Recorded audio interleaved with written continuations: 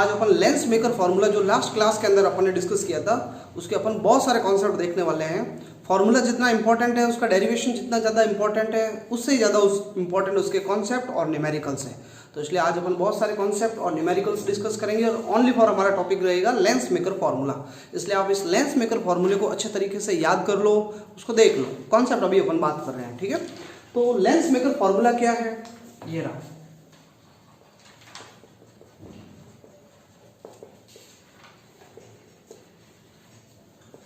One upon F जो है lens की फोकल लेंथ है, n minus one upon R1 minus one upon R2, ये फॉर्मूला है। क्लियर। अब जब अपन इस फॉर्मूले को अप्लाई करेंगे तो अपने सामने बहुत सारे कॉन्सेप्ट आएंगे, बहुत सारे ट्रिक्स आएगी, उनको अपन को ध्यान में रखना है। सबसे पहले फर्स्ट नंबर,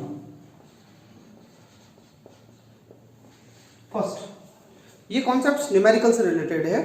सबसे पहले ये बात है कि देखो आप ये जो एफ का ऊपर आपको ध्यान नहीं देना है, फोकल लेंथ कब पॉजिटिव होगी कब नेगेटिव, फोकल लेंथ आपको निकालनी है। अगर कॉन्वेक्स लेंस होता है तो हमें पता होना चाहिए उसकी फोकल लेंथ पॉजिटिव होती है और कॉन्केव जो है फोकल लेंथ नेगेटिव होती है, पर ये जरूरी नहीं है, हर टाइम ऐसा नहीं होगा। कुछ सिचुएशन के अंदर कॉन्वेक्स की फोकल लेंथ चेंज हो सकती है, नेगेटिव भी हो सकती है, ठीक है। तो आगे सब अपन बात करेंगे, पर उससे पहले एक बार देख लेते हैं एन क्या है। एन है रिफ्रैक्टिव इंडेक्स। एन जो है वो है रिफ्रैक्टिव इंडेक्स, किसका है, ऑफ किसका है, रिफ्रैक्टिव इंडेक्स। तो ये लेंस का है। कुछ बता तो चल रहा है लेंस मेटेरियल, लेंस का रिफ्रैक्टिव इंडेक्स। देखो एन कभी किसी का खुद का रिफ्रैक्टिव इंडेक्स नहीं होता है। एन जो होता है ये आपको रिफ्रैक्टिव इंडेक्स में बताया गया है कि एन जो होता है रिलेटिव रिफ्रैक्टिव इंडेक्स होता है, यानी होता तो किसी जैसे मीडियम का होता है, डेंसर मीडियम जो भी है जिसका मीडियम ले रहे हो आप उसका होता है, और किसी और के रेस्पेक्ट में होता है। तो एक्चुअली ये एन हमारे लेंस का रिफ्रैक्टिव इंडेक्स है। किसका है, लेंस का रिफ्रैक्टिव इंडेक्स है। बट इस लेंस का जो मटेरियल है उसका रिफ्रैक्टिव इंडेक्स है, बट किसके रेस्पेक्ट में है, तो ये इस मीडियम के रेस्पेक्ट में है, जिसको आप रेयर मीडियम या जो भी ये मीडियम होता है उसके रेस्पेक्ट में कहते हैं। अगर इस मीडियम का रिफ्रैक्टिव इंडेक्स n2 हो और इस मीडियम का रिफ्रैक्टिव इंडेक्स n1 हो, लेंस का खुद का रिफ्रैक्टिव इंडेक्स n2 है और इस साइड वाले मीडियम का रिफ्रैक्टिव इंडेक्स अगर n1 हो, तो n का जो फॉर्मूला होगा वो n2 अपॉन n1 हो जाएगा। इसको आपको याद रखना है। n2 ऊपर जो रिफ्रैक्टिव इंडेक्स आएगा वो लेंस का आएगा और n1 नीचे रिफ्रैक्टिव इंडेक्स इस मीडियम का आएगा जिसके अंदर लेंस को रखा हुआ है। अगर आपने एयर के अंदर रखा हुआ है तो एयर में रखा हुआ है, एयर के लिए रिफ्रैक्टिव इंडेक्स जो हो जाएगा वो 1 हो जाएगा। क्लियर। तो एयर के लिए रिफ्रैक्टिव इंडेक्स 1 हो जाएगा, तब ये जो n होगा, n की वैल्यू आएगी वो किसके इक्वल आ जाएगी, n2। यानी जब ये लेंस आपके, ये लेंस जो है वो अगर एयर के अंदर रखा हो, एयर फॉर एयर, अगर ये लेंस को आपने एयर के अंदर रखा हुआ है तब आप इस n की वैल्यू डायरेक्ट लेंस का खुद का रिफ्रैक्टिव इंडेक्स लिख लेना, क्योंकि n1 की वैल्यू जो है वो 1 होगी। यानी जब एक लेंस को आप एयर के अंदर रखते हो तो लेंस का जो रिफ्रैक्टिव इंडेक्स होगा वो रिफ्रैक्टिव इंडेक्स लेंस का उसके खुद के रिफ्रैक्टिव इंडेक्स के बराबर होगा।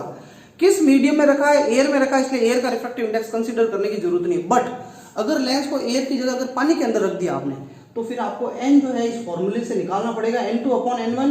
n2 के अंदर रिफ्रैक्टिव इंडेक्स ये लेंस का आएगा और ये उसके मीडियम का आएगा जिसके अंदर लेंस को आपने डाला हुआ है। इस बात को आपको याद रखना है। अगर एयर में है तो अपन क्या करेंगे, अपन डायरेक्ट n की वैल्यू रख लेंगे। क्वेश्चन कहेगा लेंस का रिफ्रैक्टिव इंडेक्स 1.5 है और उसको एयर के अंदर रख दिया आपने, या क्वेश्चन अब बता नहीं रहा है किसके अंदर रखा, क्वेश्चन लगा लेंस का रिफ्रैक्टिव इंडेक्स इतना है, तो अपन डायरेक्ट लेंस का रिफ्रैक्टिव इंडेक्स की वैल्यू रख लेंगे, n की वैल्यू। बट अगर लेंस को किसी मीडियम में रख दिया तब आप डायरेक्ट उस लेंस का रिफ्रैक्टिव इंडेक्स मत रख देना, तब आपको n की वैल्यू निकालनी पड़ेगी n2 अपॉन n1 करके। फर्स्ट कॉन्सेप्ट ये, ठीक है। दूसरा, सेकंड नंबर, ये जो R1 और R2 है इनके भी साइन होंगे, इनको पॉजिटिव और नेगेटिव लेना पड़ेगा। तो अगर लेंस कॉन्वेक्स हो जाता है, कॉन्वेक्स लेंस, तो कॉन्वेक्स लेंस हो जाता है, कॉन्वेक्स लेंस में क्या होता है, जो फर्स्ट वाला सरफेस होता है, पहला वाला सरफेस, इसका सेंटर जो होता है वो इधर की तरफ होता है ना, इधर की तरफ सेंटर, इसलिए फर्स्ट वाले सरफेस का सेंटर इधर होगा, फर्स्ट वाले सरफेस की रेडियस भी इधर होगी, और दूसरे वाले सरफेस का सेंटर इधर होगा C2, तो दूसरे वाले सरफेस की रेडियस भी इधर की तरफ होगी। अपन मानते हैं ऑब्जेक्ट मान लो इधर पड़ा है, अपन हर बार ऑब्जेक्ट इधर ही मानेंगे, ठीक है, कन्वर्जेंट बीम के केस को छोड़ करके। अभी अपना ऑब्जेक्ट इधर पड़ा है तो ऑब्जेक्ट की तरफ जो भी होंगे वो नेगेटिव होंगे और ऑब्जेक्ट के अपोजिट जो होंगे वो पॉजिटिव। यानी अब आप याद रख लो इस चीज को कि कॉन्वेक्स लेंस के लिए R1 की वैल्यू तो आपको लेनी है पॉजिटिव, R1 को लेना है पॉजिटिव और R2 को आपको क्या लेना है, नेगेटिव लेना है। जब न्यूमेरिकल्स करेंगे तब मैं पहले ही बता रहा हूं क्या करना है आपको, इसलिए इसको दिमाग में डाल दो आप। अगर ये कॉन्केव लेंस हो, कॉन्केव लेंस, तो कॉन्केव लेंस का मुंह इधर होता है, ऐसे होता है कॉन्केव लेंस। तो कॉन्केव लेंस का मुंह भी ऐसे होगा, तो फर्स्ट सरफेस का सेंटर इधर आएगा C1, तो रेडियस भी फर्स्ट सरफेस के इधर की तरफ आएगी, और सेकंड सरफेस का मुंह जो है सेंटर इधर की तरफ आएगा, रेडियस R2 भी इधर आएगी। तो कॉन्केव में उल्टा होगा, ये R1 तो हो जाएगा नेगेटिव, उसमें पॉजिटिव था, उसमें क्या हो जाएगा, नेगेटिव हो जाएगा, और R2 क्या हो जाएगा भाई, पॉजिटिव हो जाएगा। कॉन्केव के केस में उल्टा हो जाएगा। अगर लेंस ऐसा हो जाए प्लेनो कॉन्वेक्स, प्लेनो कॉन्वेक्स में क्या होगा, मान लो एक सरफेस तो है कॉन्वेक्स और दूसरा सरफेस है प्लेन। तो पहला सरफेस जो है कॉन्वेक्स है, इसका मुंह इधर की तरफ है, तो R1 तो हो जाएगा पॉजिटिव, और जो प्लेन सरफेस होता है ना, प्लेन सरफेस, उसकी रेडियस जो होगी दूसरे वाले सरफेस की इनफाइनाइट होती है। कितनी होती है भाई, इनफाइनाइट, सेकंड वाले सरफेस की। अगर अच्छा ये लेंस अगर ऐसे हो जाता, ऐसे हो जाता, तो इसमें फर्स्ट वाला सरफेस प्लेन है, फर्स्ट वाला सरफेस प्लेन है, R1 तो हो जाएगा इनफाइनाइट, क्या हो जाएगा, इनफाइनाइट है, प्लेनो कॉन्वेक्स है। अगर फर्स्ट वाला सरफेस प्लेन है then R1 will be infinite, और सेकंड सरफेस जो है R2 वो कॉन्वेक्स है, और मैंने आपको कहा कॉन्वेक्स में R2 नेगेटिव होता है, ये नेगेटिव, इसका मुंह उधर की तरफ है, तो इसलिए R2 नेगेटिव होगा। अगर ऐसे कैसे, अगर आपके लेंस प्लेनो कॉन्केव हो जाए,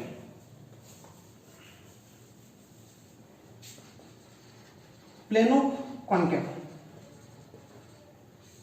प्लेनो कॉन्केव लेंस हो जाए, ये फॉर्मूला लिखा हुआ है, इसको मैं हटा नहीं रहा हूं। अगर प्लेनो कॉन्केव लेंस हो जाए जैसे ये इस तरीके से, तो आप क्या करोगे, फर्स्ट वाला सरफेस प्लेन है, देन R1 तो इनफाइनाइट हो जाएगा, और सेकंड वाले सरफेस का मुंह इधर है, भाई इधर है, मेरी तरफ मुड़ रहा है, मुंह इधर है, जब इधर होता है तो उसको पॉजिटिव लेना है, तो R2 हो जाएगा पॉजिटिव। और अगर ऐसे हो जाता है ये U और ऐसे करके प्लेन है, तो प्लेनो कॉन्केव है। ये जो कॉन्केव सरफेस है उसका मुंह उधर है, उधर है, तो R1 का साइन आपको लेना है नेगेटिव, और R2 प्लेन सरफेस है इनफाइनाइट। अब मेरे ख्याल से आपको इसमें ज्यादा कोई कंफ्यूजन होगा नहीं, ये साइन आपको R1 R2 के पता होने चाहिए अच्छे तरीके से, और मैंने इतने डिटेल से एक्सप्लेन कर दिया आपके सामने, ठीक है। और अब दूसरे कॉन्सेप्ट, अब अपन ये तो ठीक है, ये न्यूमेरिकल के पॉइंट ऑफ व्यू से कॉन्सेप्ट है, ठीक है। अच्छा, लेंस अगर कन्वर्जिंग लेंस होता है, जनरली आप कॉन्वेक्स को कन्वर्जिंग कहते हो, अगर लेंस कन्वर्जिंग लेंस होता है तो आप F का साइन पॉजिटिव लोगे, और अगर डाइवर्जिंग लेंस होगा तो नेगेटिव। तो ये भी अपन लिख लेते हैं,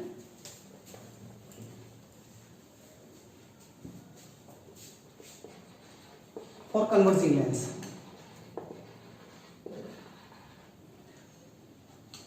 थर्ड नंबर कॉन्सेप्ट, ठीक है। कन्वर्जिंग लेंस जो है इसकी खासियत ये है, अगर रे पैरेलल आ रही है तो ये एक ही पॉइंट पे जाकर के मिल जाती है, कन्वर्ज हो जाती है, इकट्ठी हो जाती है एक ही पॉइंट पे। जनरली कॉन्वेक्स कन्वर्जिंग होता है, बट नेचर चेंज होगा, आगे अपन क्वेश्चन करेंगे। अभी आप यूं समझो कॉन्वेक्स लेंस को ही कन्वर्जिंग लेंस कहते हैं, और जनरली ज्यादातर चांसेस में कॉन्वेक्स लेंस ही कन्वर्जिंग होगा। एक ऐसी सिचुएशन होगी वो बताई जाएगी आपको आगे। तो अगर कन्वर्जिंग लेंस है तो F फोकल लेंथ आपको पॉजिटिव लेनी है, और या फिर पॉजिटिव आनी है। अगर आप न्यूमेरिकल कर रहे हो, सॉल्यूशन कर रहे हो, तो आपके आंसर F पॉजिटिव आना चाहिए कॉन्वेक्स के लिए। और ये अगर कॉन्केव है, डाइवर्जिंग लेंस है,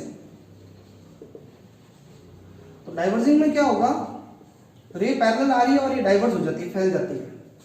तो इस केस में आप क्या करोगे, F का साइन जो है वो नेगेटिव लोगे अगर पुटअप कर रहे हो तो, और अगर वैल्यू आप निकाल रहे हो, आंसर फाइंड आउट कर रहे हो, देन आपके F जो है नेगेटिव आना चाहिए डाइवर्जिंग लेंस के केस में। क्लियर। एक और फोर्थ नंबर कॉन्सेप्ट है, फिर अपन इफेक्ट ऑन फोकल लेंथ देखेंगे। फोर्थ नंबर ये कॉन्सेप्ट है कि जो लेंस होता है, कोई भी कॉन्वेक्स या कॉन्वेक्टिव लेंस, जनरली अपन लेंस का जो मीडियम होता है, इसका रिफ्रैक्टिव इंडेक्स N2 है, ठीक है। और इधर की तरफ कोई मीडियम है, मान लो इधर की तरफ जो मीडियम होता है, अपन जो इधर मान लो कोई एन या कुछ भी मीडियम है, जो मीडियम इधर होता है वो भी मीडियम जो है इधर की तरफ भी होता है, दोनों तरफ सेम मीडियम होता है। लेंस को रखा आपने, इसके दो फोकस पॉइंट होते हैं, F1 होता है और एक इधर F2 होता है। ये फोकल लेंथ F1 होती है और ये फोकल लेंथ F2 होती है। अगर लेंस के दोनों तरफ एक जैसा मीडियम है, देन लेंस की जो दोनों फोकल लेंथ होगी F1 और F2 वो इक्वल होती है। क्या होती है, F1 इक्वल टू क्या होता है, F2। बट अगर ऐसा हो जाए कि लेंस के दोनों तरफ जो मीडियम है उसका रिफ्रैक्टिव इंडेक्स सेम नहीं हो, अलग अलग हो, डिफरेंट हो, तब आप क्या करोगे, तो यही मैं चीज बता रहा हूं कि अगर लेंस के एक तरफ जो मीडियम है, एक तरफ जो मीडियम उसका रिफ्रैक्टिव इंडेक्स n1 है और दूसरी तरफ मीडियम का रिफ्रैक्टिव इंडेक्स n1 डैश है, ठीक है, और लेंस का रिफ्रैक्टिव इंडेक्स जो है उसको आप n2 कह दो या n2 नहीं कहो तो लेंस के रिफ्रैक्टिव इंडेक्स को n ही कह दो, आप क्या कह दो, n कह दो। ये n1 है और इधर वाले मीडियम को मैं नाम दे रहा हूं n2। क्लियर, मैंने रिफ्रैक्टिव इंडेक्स लेंस को n नाम दे दिया। अभी लेंस की कोई जरूरत नहीं। ऐसे केस में आपके फोकल लेंथ f1 और f2, जो ये पॉइंट है फोकस पॉइंट f1 और ये फोकस पॉइंट f2, लेंस के दोनों तरफ आधा इधर अलग मीडियम है, आधा इधर अलग मीडियम है, तो फिर उसकी फोकल लेंथ दोनों तरफ बराबर नहीं होगी, f1 और f2 दोनों आपस में इक्वल नहीं होंगे भाई। तो फिर क्या रिलेशन होगा इनमें, तो आपको ये याद रखना है, f1 upon f2 equal to होगा minus n1 upon n2, n1 upon n2, ये फॉर्मूला आपको याद रखना है, ठीक है, नोट डाउन कर लो इनको। तो बच्चों अब अपन ये देखने वाले हैं कि फोकल लेंथ पे किन किन का इफेक्ट पड़ता है, ठीक है, अपन ये देखेंगे फोकल लेंथ कैसे चेंज हो सकती है। तो अब अपने कॉन्सेप्ट लगभग जो है कंसीडर होंगे, effects on focal length.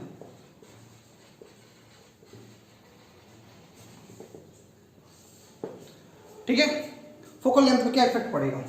Lens maker आपके सामने है,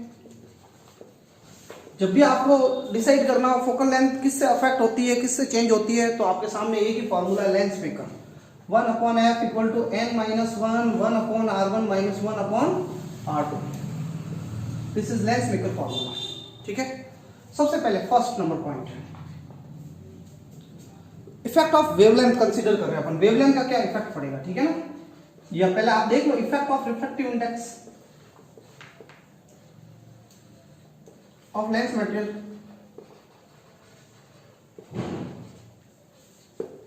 लेंस के मटेरियल का क्या फर्क पड़ेगा, तो आप देखो 1 अपॉन f जो है वो इनवर्सली प्रोपोर्शनल है। ऐसा आप जनरली आप आइडिया लगा सकते हो, f तो नीचे आ रहा है, n ऊपर आ रहा है, यानी कहने या इसको यू भी लिख सकते हो आप, f को ऊपर भेज दो, इसको ऊपर भेज दो, इसको नीचे भेज दो, यानी कौन सा रिलेशन हो गया, इनवर्स।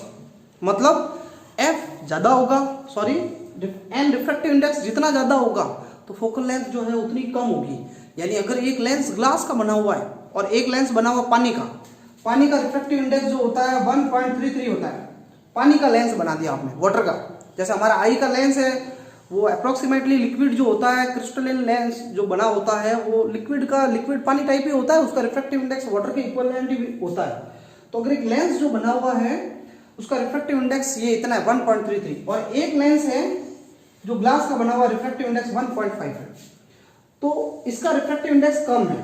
तो रिफ्रैक्टिव इंडेक्स कम है, फोकल लेंथ ज्यादा होगी, यानी इसमें जो रे आएगी पैरेलल रे वो थोड़ी दूर जाकर के फोकस्ड होगी, और इसका रिफ्रैक्टिव इंडेक्स ज्यादा है तो फोकल लेंथ होगी कम होगी, यानी जल्दी मिल जाएगी, जल्दी फोकस्ड हो जाएगी जल्दी। तो इसका फोकस पॉइंट दूर होगा और इसका फोकस पॉइंट क्या होगा भाई, नजदीक होगा, ऑप्टिकल सेंटर के नजदीक होगा। यानी रिफ्रैक्टिव इंडेक्स लेंस मटेरियल का जितना ज्यादा होगा उतना ही जो है फोकल लेंथ कम हो जाएगा। Next second number, effect of wavelength.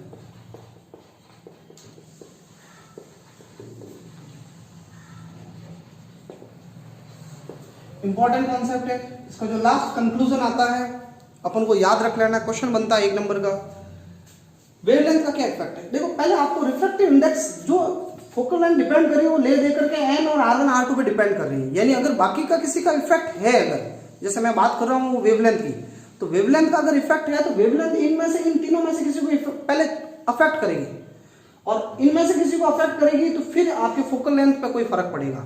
तो एक्चुअली वेवलेंथ जो होती है उसका रिफ्रैक्टिव इंडेक्स पे फर्क पड़ता है। ये आपको स्टार्टिंग में रिफ्रैक्टिव इंडेक्स जब पढ़ाया गया है तब बताया गया था कि फोकल वेवलेंथ इनवर्सली प्रोपोर्शनल होती है। एक कॉची फॉर्मूला होता है,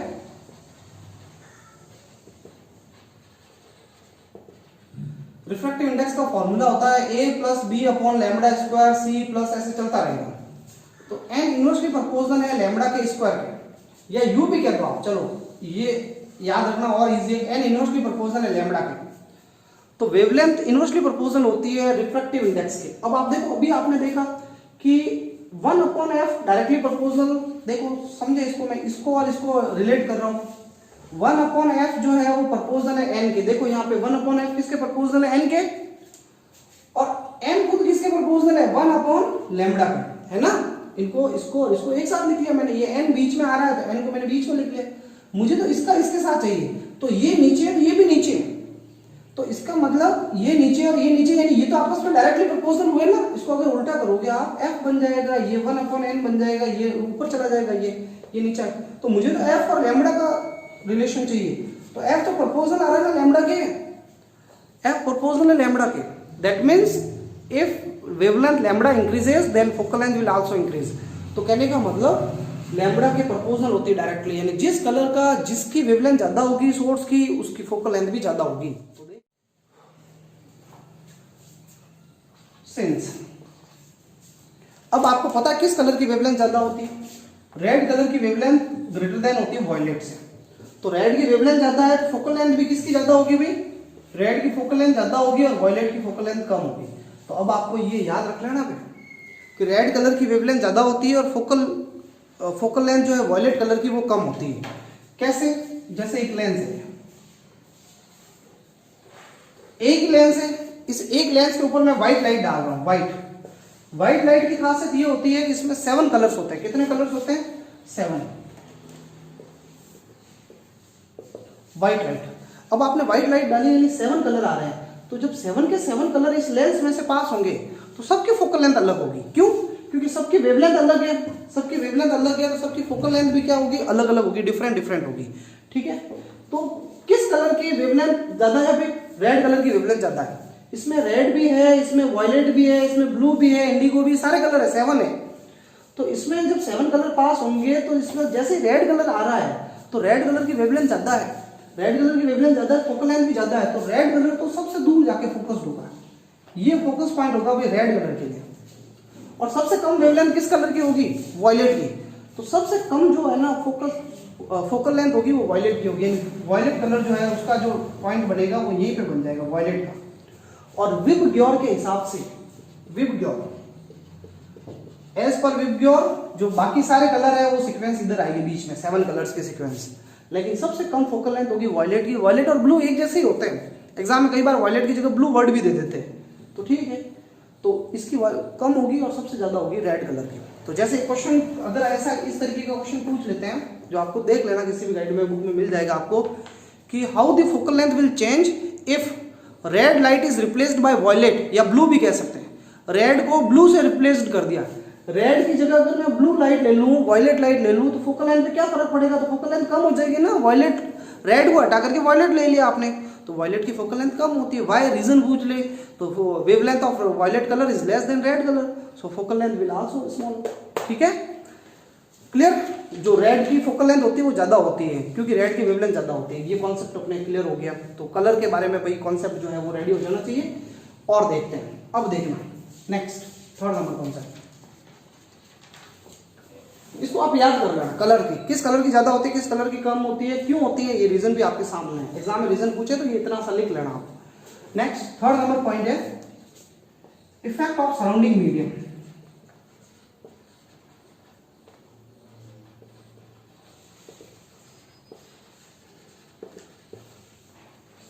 ये भी बहुत ज्यादा ह्यूजली अफेक्ट करता है फोकल लेंथ को, तो ये भी इंपॉर्टेंट है। और इसके ऊपर तो अपन एक कॉन्सेप्चुअल क्वेश्चन भी करने वाले हैं।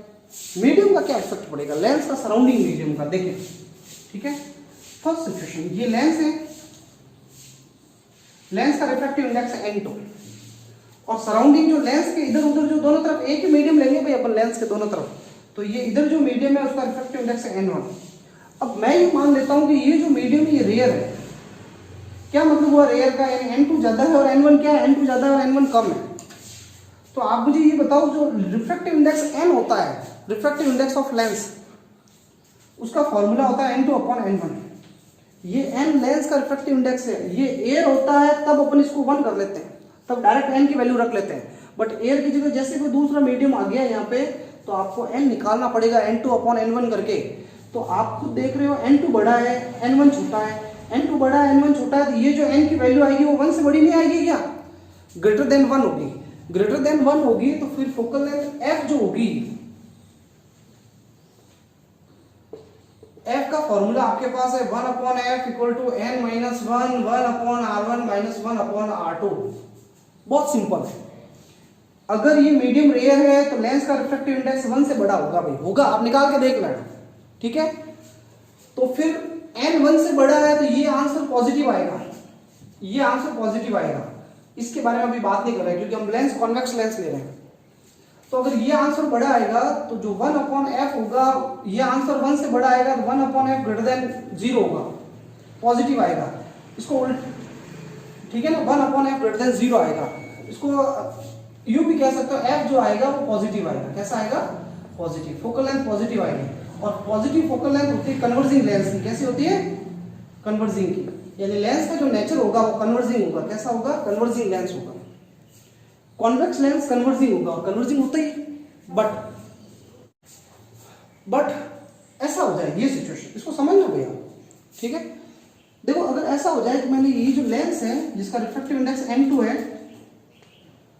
इसको मैंने किसी मीडियम में रखा n1, और जिस मीडियम में रखा है उसका रिफ्रैक्टिव इंडेक्स लेंस से भी ज्यादा है, लेंस से ज्यादा रिफ्रैक्टिव इंडेक्स वाले मीडियम में रख दिया, तो फिर क्या होगा? तो अगर अब मैं कहूंगा आपको लेंस का रिफ्रैक्टिव इंडेक्स बताओ n, भाई यहाँ पे लेंस का रिफ्रैक्टिव इंडेक्स इस बार कम है, मीडियम का रिफ्रैक्टिव इंडेक्स ज्यादा है, तो मैं आपको कहूं कि लेंस का रिफ्रैक्टिव इंडेक्स बताओ n, तो n का फॉर्मूला होगा n2/n1। n का फॉर्मूला तो फिक्स है n2/n1। तो ये तो छोटा है, इस बार ये छोटा है भाई। मैंने ये जब चैप्टर स्टार्ट हुआ था स्टार्टिंग में आपको ये जो अभी मैंने कॉन्सेप्ट शुरू किए थे तब स्टार्टिंग बता दिया था n होता है n2/n1 और ये होता है लेंस का रिफ्रैक्टिव इंडेक्स, ये मीडियम का। इस बार मीडियम का रिफ्रैक्टिव इंडेक्स ज्यादा है, डेंसर है, तो ये ज्यादा है, तो ये जो n की वैल्यू आएगी वो लेस देन क्या आएगी? 1। n लेस देन 1 होगा। अब n लेस देन 1 होगा तो फोकल लेंथ का साइन कैसा होगा? पॉजिटिव होगा कि negative? Then 1/f equal to n minus 1 1/r1 minus 1/r2, ठीक है। और आप देख सकते हो कि ये n 1 से छोटा है, n की वैल्यू लेस देन 1 है। Since n is less then 1 से छोटा है, तो n लेस देन 1 है, तो ऑब्वियसली ये जो फोकल लेंथ आएगी वो 0 से छोटी आएगी। भाई ये 1 से छोटा है, 1 से छोटी कोई चीज रख दोगे, 0.5 रख दो, 0.5 में से 1 माइनस करोगे तो माइनस का 0.5 आ जाएगा, यानी 1/f नेगेटिव आएगा भाई, लेस देन 0 आएगा। मैं इसको ऐसे भी लिख सकता हूँ f नेगेटिव होगा, और f नेगेटिव होता है डाइवर्जिंग लेंस के लिए। किसके लिए? डाइवर्जिंग के लिए। तो यानी लेंस का जो नेचर हो जाएगा वो डाइवर्जिंग हो जाएगा, और भाई लेंस का नेचर डाइवर्जिंग हो गया। देखो एक अनबिलीवेबल वाली सिचुएशन है जो हमें पता नहीं थी कि कॉन्वेक्स लेंस जो है, ये कौन सा लेंस ले रहे हैं अपन? कॉन्वेक्स ही ले रहे हैं, कॉन्वेक्स लेंस ही ले रहा हूं मैं। कॉन्वेक्स लेंस जो है हर बार कन्वर्जिंग होता है, बट इसको डेंसर मीडियम में रख दोगे आप तो ये कन्वर्जिंग की जगह क्या हो जाएगा? डाइवर्जिंग। हालांकि इसको इसके ऊपर अपन एक प्रॉब्लम ले रहे हैं तो ये हमारे और डिटेल से क्लियर हो जाएगा कॉन्सेप्ट, ठीक है। फोकल लेंथ पे इन 3 चीजों का इफेक्ट जो था अपन ने डिस्कस कर लिया, इनका इफेक्ट है। अब अपन थोड़ा सा और आगे देख रहे हैं।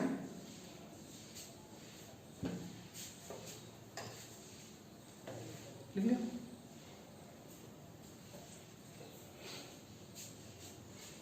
देखो फाइनली मैं एक चीज बता रहा हूं, ये तो मैंने बता दिया आपको f का साइन पॉजिटिव हो रहा है, नेगेटिव हो रहा है, इससे तो लेंस का नेचर चेंज हो रहा है, कन्वर्जिंग और डाइवर्जिंग हो रहा है।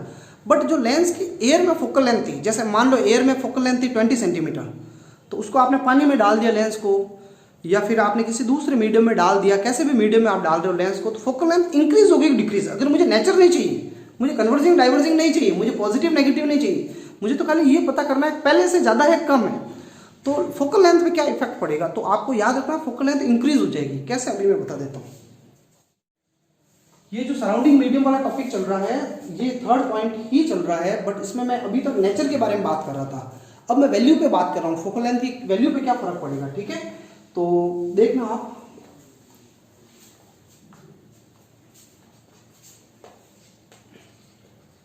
वन अपॉन एफ फॉर्मूला ये है n minus 1 1/r1 minus 1/r2, ठीक है। जब भी आप किसी मीडियम में लेंस को रखते हो, हवा को छोड़ करके किसी भी मीडियम में रखोगे आप, तो फॉर्मूला होता है n2/n1। अब ये एयर तो है नहीं, ये कोई दूसरा मीडियम है, तो कोई भी दूसरे मीडियम का रिफ्रैक्टिव इंडेक्स एयर से तो ज्यादा ही होता है ना, जैसे पानी, तो पानी का रिफ्रैक्टिव इंडेक्स होता है 1.33। तो अगर नीचे वाला कोई दूसरा मीडियम है तो उसका रिफ्रैक्टिव इंडेक्स ज्यादा ही होगा, एयर से ज्यादा ही होगा। तो इसका डिवाइड करोगे ना आप, इसमें डिवाइड जब करोगे तो जो भी वैल्यू आएगी, जो भी आंसर आएगा वो पहले से छोटा हो जाएगा। यानी कहने का मतलब मीडियम में रिफ्रैक्टिव इंडेक्स n की वैल्यू डिक्रीज हो रही है। क्या हो रही है? डिक्रीज। अरे समझ रहे हो ना इस चीज को? जैसे लो ये एग्जांपल के थ्रू समझा देता हूँ, यूं समझो, ये लेंस है, ग्लास का 1.5 है रिफ्रैक्टिव इंडेक्स, और इसको हवा में रखा है, हवा का रिफ्रैक्टिव इंडेक्स 1 होता है, तो बताओ n की वैल्यू कितनी है, n2 अपॉन n1 करो, n2 था 1.5 और n1 ये रहा एयर का 1, तो आंसर कितना है, n की वैल्यू 1.5 आई ना। अब मैंने इसी लेंस को है ना मान लो पानी में डुबो दिया, लेंस का रिफ्रैक्टिव इंडेक्स है 1.5 और पानी का रिफ्रैक्टिव इंडेक्स होता है 1.33, ठीक है। अब मैं कहूँ भाई n बताओ, तो n क्या होगा, n का फॉर्मूला होता है n2 अपॉन n1, n2 था 1.5 और ये कितना है 1.33, तो आप देखो ना 1.3 का 1.55 में डिवाइड करो तो आंसर अब 1.5 नहीं आएगा, इससे छोटा आएगा, कुछ भी आएगा बट इससे छोटा आंसर आएगा। तो इससे छोटा आंसर आएगा तो रिफ्रैक्टिव इंडेक्स डिक्रीज हुआ ना मीडियम में, तो रिफ्रैक्टिव इंडेक्स डिक्रीज हुआ, एंड डिक्रीज होगा तो फोकल लेंथ इनवर्सली प्रोपोर्शनल है, तो फोकल लेंथ इंक्रीज हो गई, क्या हो गई, इंक्रीज, क्योंकि रिफ्रैक्टिव इंडेक्स मीडियम में डिक्रीज होता है। आप कैलकुलेशन करके देख लो, यहाँ मैंने बता दिया एग्जांपल, इसका डिवाइड दो तो उससे छोटा आ रहा है, यानी एयर में रिफ्रैक्टिव इंडेक्स ज्यादा था और पानी में रखने पर रिफ्रैक्टिव इंडेक्स n की वैल्यू कम हो गई, लेंस का रिफ्रैक्टिव इंडेक्स कम हो गया। तो since refractive index decreases therefore, अब f इनवर्सली प्रोपोर्शनल है भाई, f इनवर्सली प्रोपोर्शनल है n के, देयरफॉर फोकल लेंथ इंक्रीजेस। अब ये याद रख लेना, क्यों इंक्रीज हुई, क्योंकि f इनवर्सली प्रोपोर्शनल होता है n के, ये बहुत ही इंपॉर्टेंट था, ये भी एक नंबर का क्वेश्चन बनता है। If a lens is emerged in water how it's focal length will change, तो अपना आंसर होना चाहिए इंक्रीज। लेंस को पानी में डुबो दिया, फोकल लेंथ पे क्या फर्क पड़ेगा, इंक्रीज होगी, ठीक है। तो भाई अब अपन बहुत सारी सिचुएशन कुछ क्वेश्चन कर रहे हैं और एक लास्ट एंड फाइनल में बात बता देता हूँ, फिर अपन कॉन्सेप्चुअल क्वेश्चन और न्यूमेरिकल्स दोनों करेंगे, ठीक है। आप इन टॉपिक्स को बिल्कुल भी 11th की तरह नहीं लें, इसका रीजन ये है कि अब आप देख रहे होंगे अपन कोई भी टॉपिक कर रहे हैं उससे मतलब साइड के कितने कॉन्सेप्ट्स कर रहे हैं, अपन साइड की कितनी सारी बातें कवर कर रहे हैं, ये अपने आप में बहुत सारे क्वेश्चंस बनते हैं जो एग्जाम में आते हैं। तो अपन एक टॉपिक, अपन ने खाली डेरिवेशन नहीं किया कि डेरिवेशन कर लिया, लेंस मेकर फॉर्मूला कर दिया और चलो भाई काम खत्म, फिर न्यूमेरिकल करना शुरू करें। अपन उस टॉपिक के सराउंड में कितने सारे क्वेश्चंस बन सकते हैं वो सारे देखो इस कॉन्सेप्ट के थ्रू डिस्कस कर रहे हैं, यानी आपका काम बहुत ईजी हो गया। आपको एक बार लगता होगा इतने सारे लेक्चर यार, इतने सारे चैप्टर खत्म कर देना चाहिए ना, पर आप जो बड़ी बड़ी गाइड्स पढ़ोगे ना तो उन गाइड्स के अंदर जो मतलब क्वेश्चंस बनते हैं 1 मार्क्स के 2 मार्क्स के क्वेश्चन जो बनते हैं वो सारे अपने इस कॉन्सेप्ट में कवर हो रहे हैं, इसलिए अपने ये जो है ना लेंथी हो रहे हैं, बड़े हो रहे हैं। तो इसलिए मेरी ये रिक्वेस्ट है कि आप इन चीज़ों को अपना पूरा माइंड ओपन रख के समझे, 11th की तरह मत ले, 11th में खाली पढ़ लिया, टॉपिक पढ़ लिया और बस काम खत्म।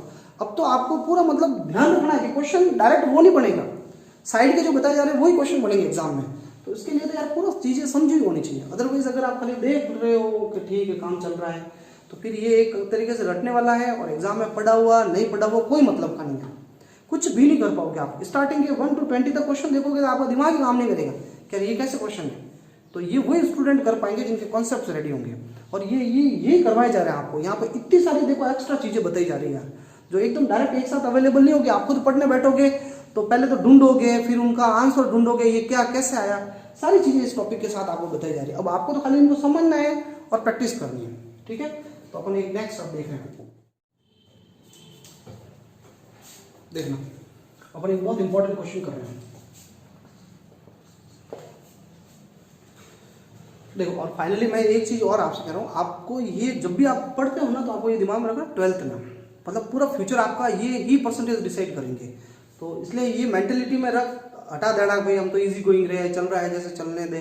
हर एक मिनट का आपका जो मेहनत है, जो आपका हार्डवर्क है, वो खुद आपका रिजल्ट डिसाइड करेगा।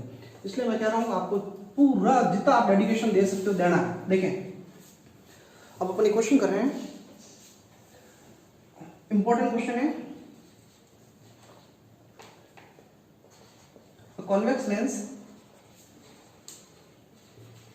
of refractive index n2 is placed in a medium having refractive index n1, ठीक है। find the nature of lens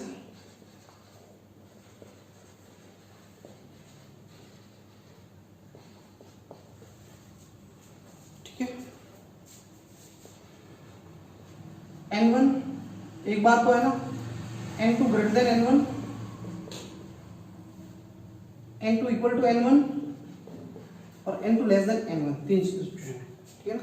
और फिर क्वेश्चन ये कह रहा है आल्सो ड्रॉ दी रे diagram when parallel beam incident on it. ये क्वेश्चन है, इसको नोट डाउन कर लो।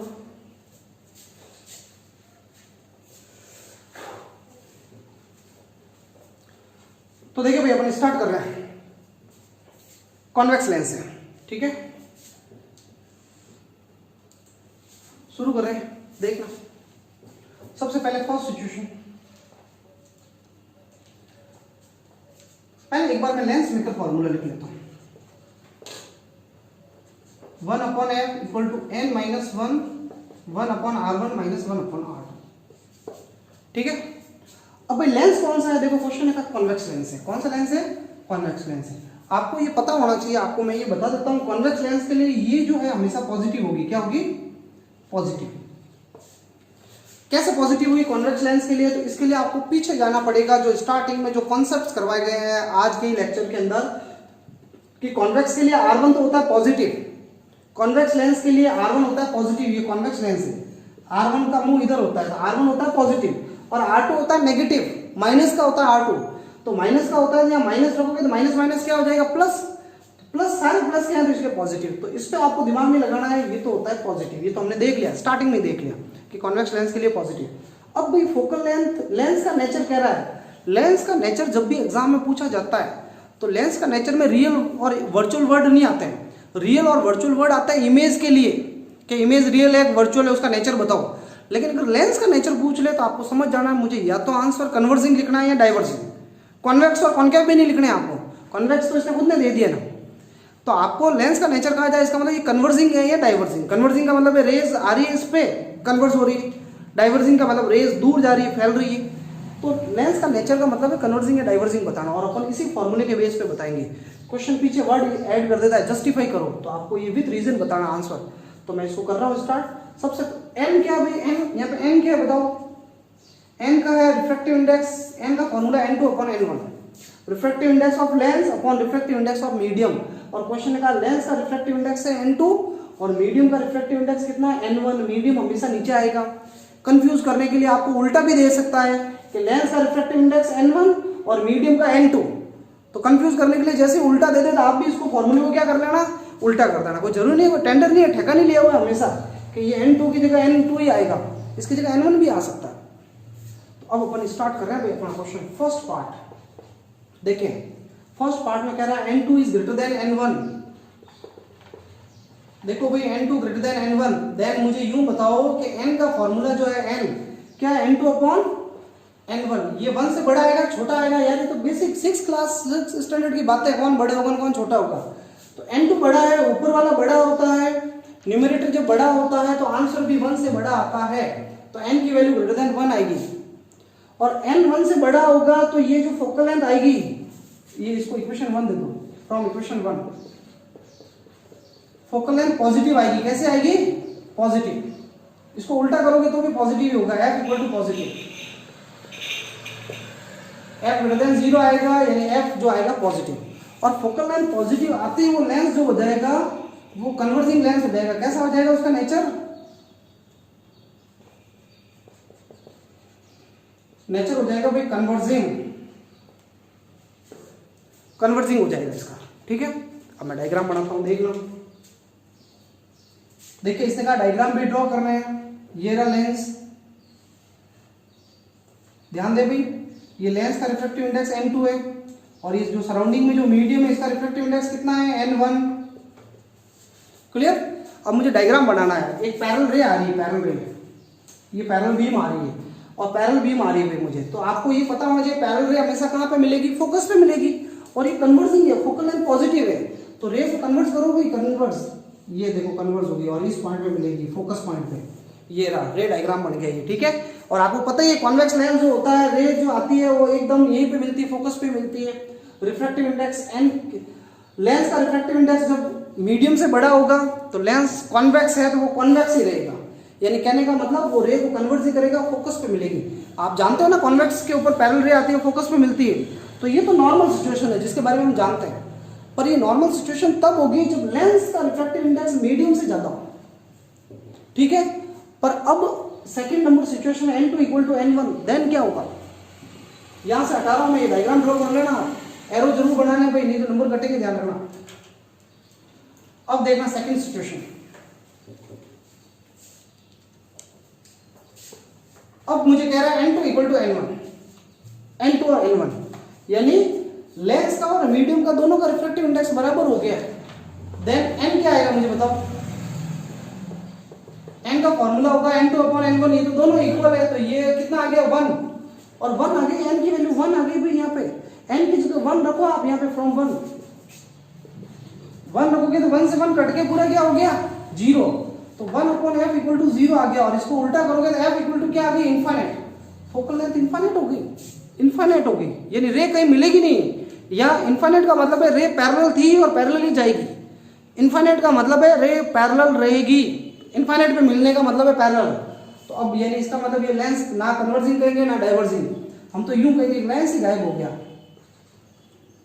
लेंस डिसअपियर्स, लेंस डिसअपियर हो गया। ठीक है,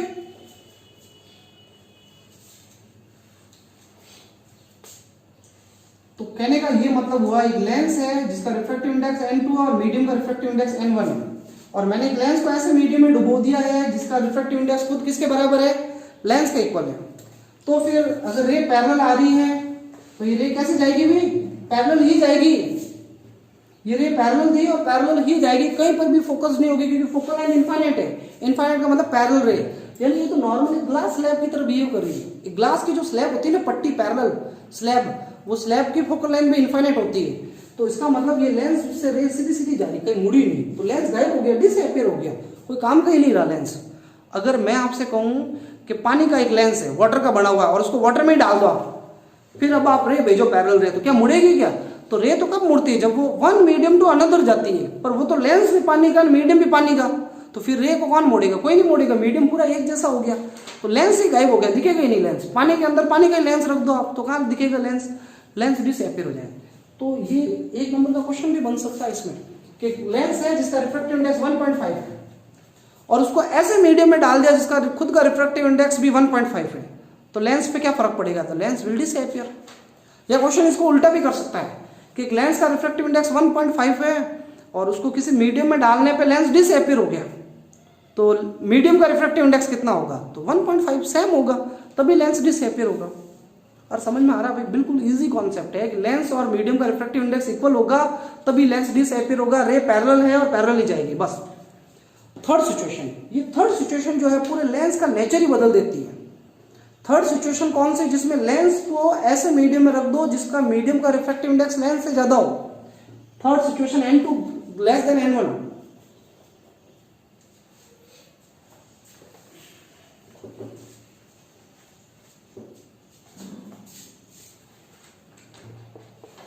third situation n2 less than n1, then n का फॉर्मूला क्या होगा भाई? n2 upon n1। इस बार n1 बड़ा भी, नीचे वाला जो डिनोमिनेटर है वो बड़ा है, ये बड़ा है, तो आप डिवाइड करोगे तो लेस देन क्या आएगा आंसर? 1। लेस देन 1 से छोटा आएगा, नीचे वाला बड़ा है ना, इसलिए 1 से छोटा आंसर आएगा। तो 1 से छोटा आएगा तो इक्वेशन नंबर 1 देखो भाई, ये 1 से छोटा है, ये तो पॉजिटिव है ही, इसका तो कोई झंझट ही नहीं है। ये 1 से छोटा आ रहा है तो फिर तो ये तो नेगेटिव आ रहा है ना, नेगेटिव ही आएगा भाई, ये 1 से छोटी चीज है। अभी हम न्यूमेरिकल करेंगे तब डाटा आपके सामने आ जाएगा वैसे भी। तो ये 1 से छोटा है तो लेस देन 1 आएगा, यूं का तो फिर f नेगेटिव आ गया, क्या आ गया? f negative. और भाई नेगेटिव फोकल लेंथ होती है तो वो लेंस का नेचर डाइवर्जिंग हो जाता है।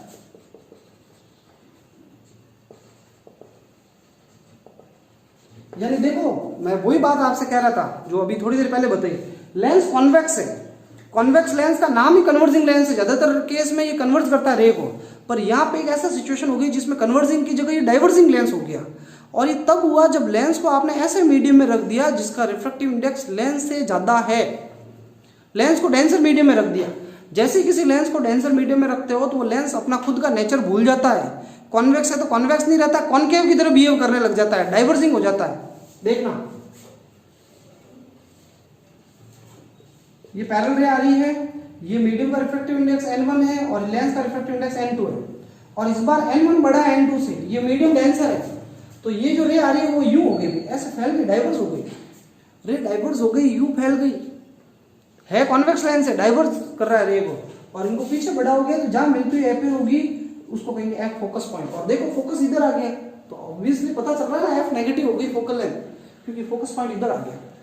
तो लेंस कॉन्वेक्स लेंस उल्टा हो गया, कन्वर्जिंग की जगह डाइवर्जिंग लेंस हो गया। और हमारे लिए तो याद रखना बहुत इजी है, कोई प्रॉब्लम भी नहीं इसमें। अब भाई ये क्वेश्चन मैं कर रहा हूँ एक बार वापस, और मैं यहाँ कॉन्वेक्स की जगह लेंस ले रहा हूँ कौन सा, कॉनकेव, ठीक है, ताकि और बेटर तरीके से हम समझ सके इसको। बाकी सब कुछ सेम है, कुछ भी चेंज नहीं कर रहे हैं, सब ऐसे ही है। ये मैं पूरा स्टार्ट कर रहा हूँ वापस, हटा देते हैं इसको। इस बार लेंस आपका कॉनकेव है। कॉनकेव के लिए मैंने बता दिया था आप लोगों को पहले ही कि फर्स्ट सरफेस की रेडियस इधर होती है, सेकंड सरफेस का मुंह इधर है, उसकी रेडियस इधर है। तो R1 इधर है तो R1 तो होगा नेगेटिव, और R2 इधर है तो R2 क्या होगा, पॉजिटिव। अब आप खुद देखो यहाँ पे ये लेंस मेकर फॉर्मूला है, पहले इसको निपटाना पड़ेगा फिर इसकी बात करेंगे। तो R1 का साइन कैसा है भाई, कैसा है, माइनस, R1 की जगह नेगेटिव रखोगे, और R2 का साइन पॉजिटिव है लेकिन ये आगे माइनस।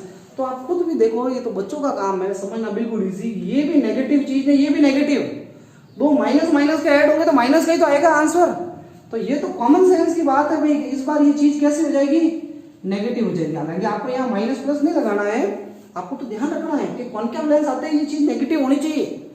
ये तो 100% है, कॉनकेव लेंस आएगा तब ये नेगेटिव, और कॉन्वेक्स आएगा तो ये पॉजिटिव। आगे न्यूमेरिकल्स करेंगे तो हमें तो पहले दिमाग में सेट बैठा देना, ये चीज कॉन्वेक्स है तो पॉजिटिव और कॉनकेव है तो नेगेटिव होगी। अब भाई ये इसके बारे में बात करेंगे, और इसके बारे में बात सेम वैसे ही करेंगे जैसे अभी थोड़ी देर पहले की हमने। तो पूरी रामायण पूरी गाथा वही गाएंगे अपन, ठीक है। तो सबसे पहले फर्स्ट सिचुएशन, पहली सिचुएशन है जो नॉर्मल सी सिचुएशन है, लेंस का रिफ्रैक्टिव इंडेक्स ज्यादा है। तो n का फॉर्मूला है n2/n1, ऊपर वाला बड़ा है, ऊपर वाला जब भी बड़ा होता है तो आंसर 1 से बड़ा आएगा। देन फ्रॉम इक्वेशन 1 देखो भाई 1, ये देखो 1/f। अब आप देख लो ये 1 से बड़ा है, n 1 से बड़ा है, n 1 से बड़ा है तो ये बड़ा है, ये छोटा है, ये तो पॉजिटिव आएगा, ये पॉजिटिव। और ये कैसा है, नेगेटिव, अरे है ना नेगेटिव। और पॉजिटिव और नेगेटिव जो मल्टीप्लाई होता है तो आंसर कैसा आता है, नेगेटिव ही आता है आंसर। तो इसका मतलब f जो है वो नेगेटिव आ गया, फोकल लेंथ नेगेटिव आ गई। और अभी आपको बताएगा नेगेटिव फोकल लेंथ आती है तो लेंस का नेचर कैसा हो जाता है, डाइवर्जिंग। लेंस डाइवर्जिंग लेंस रहता है, डाइवर्जिंग। और कॉनकेव तो सब पता है हमें कि कॉनकेव तो वैसे ही डाइवर्जिंग है। तो अगर मैं डायग्राम बनाऊं तो देखना, ये मीडियम का रिफ्रैक्टिव इंडेक्स n1 है और लेंस का n2 है, और ये पैरेलल रे आ रही है। पैरेलल रे टकराएगी, डाइवर्ज होने का मतलब है यू फैल जाएगी, पीछे बढ़ाओगे ये फोकस पे मिलती हुई दिखेगी। f इधर है इसीलिए फोकल लेंथ नेगेटिव आई है। और कॉनकेव तो वैसे भी डाइवर्जिंग होता है, तो इसलिए अगर लेंस का रिफ्रैक्टिव इंडेक्स बड़ा है मीडियम से, लेंस बड़ा है, लेंस डेंसर है, तो जैसा लेंस है वो वैसे ही रहेगा। कॉन्वेक्स लेंस जो है वो कन्वर्जिंग होता है तो कन्वर्जिंग रहा था अगर लेंस डेंसर है तो, और कॉनकेव लेंस जो है वो डाइवर्जिंग होता है तो डाइवर्जिंग ही अभी भी देख लो। पर लेंस का रिफ्रैक्टिव इंडेक्स ज्यादा होना चाहिए। ये तो एक सिंपल सी सिचुएशन है। अजीब सा उल्टा रिलेशन तब आता है जब उसको ऐसे मीडियम में रखते हो जिसका रिफ्रैक्टिव इंडेक्स लेंस से ज्यादा हो जाता है। तो अभी देखेंगे, पहले सेकंड केस कर देते हैं। अच्छा n2 = n1 हो जाए तो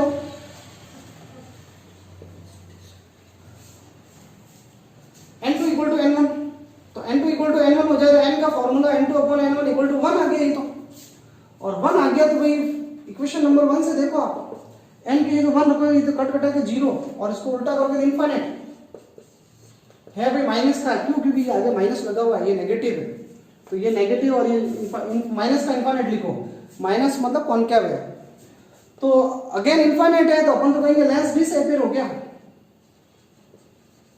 लेंस गायब हो गया, डिसअपीयर हो गया।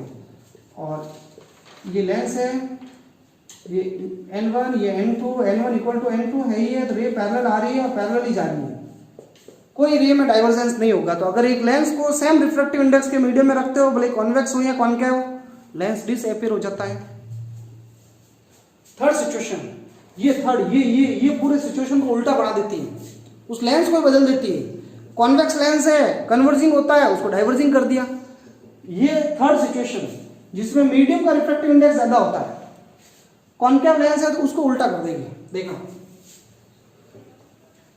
Third situation n2 is less than n1, यानी इस बार मीडियम का रिफ्रैक्टिव इंडेक्स बढ़ा है तो n आ जाएगा n2 अपॉन n1। इस बार नीचे वाली चीज बड़ी है इसलिए लेस देन 1 आएगा, और लेस देन 1 आएगा तो f का क्या आंसर आएगा भाई? इक्वेशन नंबर 1 से देखो, ये 1 से छोटा है, 1 में से 1 से छोटे को 1 से माइनस करोगे तो ये नेगेटिव आएगा, और ये भी नेगेटिव, और नेगेटिव नेगेटिव मल्टीप्लाई होता है तो कैसा आता है आंसर? पॉजिटिव आता है, और फिर उसको उल्टा करते हैं, f पॉजिटिव हो गया।